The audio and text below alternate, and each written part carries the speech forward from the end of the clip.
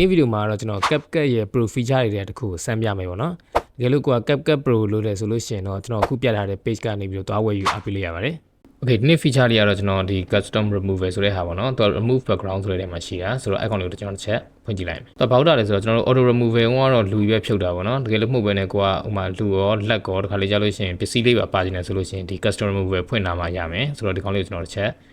သုံးလိုက်မယ်ပြီးလို့ရှိရင်ဒီမှာသူရွှေ့ပေးလိုက်မယ်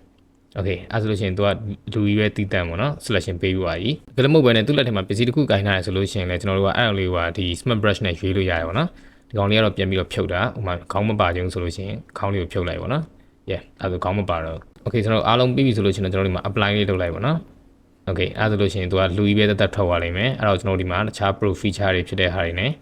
ပြန်ပြီးတော့yeah effect တွေသုံးလို့ရတယ်ပေါ့နော် yeah ဒီ feature လေးကျွန်တော်တို့လိုလားဆိုလို့ရှင်တော့လိုတယ်ပေါ့နော်ဖေညရင်လိုလဲဆိုတော့ကျွန်တော်တို့ကလူတယောက်တည်းမဟုတ်ဘဲနဲ့သူ့ဘေးကပစ္စည်းတစ်ခုခုပါဟာလားပြန်ပြီးတော့ selection ပေးခြင်းနဲ့အဲ့ပစ္စည်းပါဆွဲထုတ်ခြင်းနဲ့ဆိုလို့ရှင်တော့ဒီကောင်လေးကမှ yeah ကျွန်တော်တို့အသုံးဝင်လိမ့်မယ်ပေါ့နော်တကယ်လို့ကိုက CapCut PC နဲ့ပတ်သက်ပြီးတော့ပိုသိကျင်နေဆိုလို့ရှင်တော့ကျွန်တော်ကိုယ်တိုင်သင်ပေးထားတဲ့ဒီ editing course နှစ်ခုကိုဝယ်ယူအားပေးလို့ရပါတယ်ပထမတစ်ခုကတော့ဒီ beginner course ပေါ့နော်နောက်တစ်ခုကကျတော့ wedding edition course ပေါ့ဆိုတော့ထုံးစံတိုင်းအသေးစိတ်ကတော့ကျွန်တော် Telegram မှာပဲသွားရှာကြည့်လို့ရပါတယ် Okay အားလုံးကျေးဇူးတင်ပါတယ်